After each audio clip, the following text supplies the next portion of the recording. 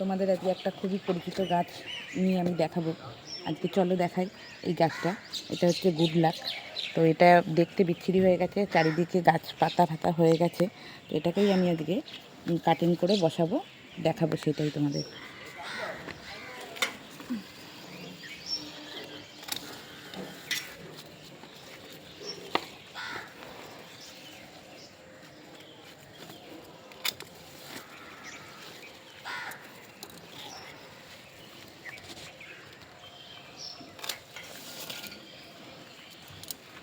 আমি এই যে 3টে ডাল কেটে নিয়েছি, এই 3টে ডাল কেটে নিয়েছি বসাই। আজকে বসাবো এটাকে।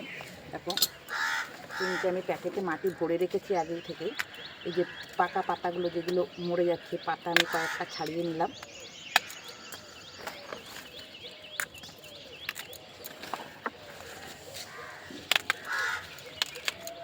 এই যে পাকা পাতাগুলো আমি একটু ছাড়িয়ে নিয়েছি, যেগুলো মরা মরা পাতা।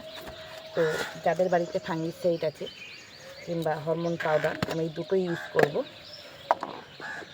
ফাঙ্গিসাইডের জলে যে গুলে ঠিক এইভাবেই যে ফাঙ্গিসাইডের জল গুলে আমি এই যে হরমোন পাউডার,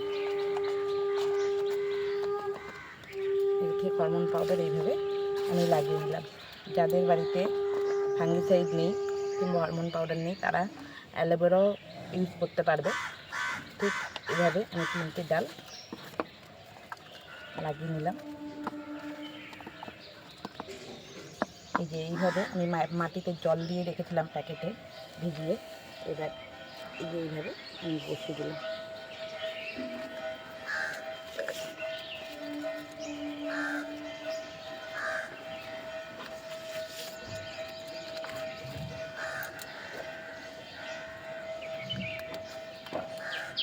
ব্যাস হয়ে গেল। এগুলো এবার একটু ছাওয়াতে রেখে দেবো, এগুলো বেঁচে যাবে ঠিক তোমার চকলে।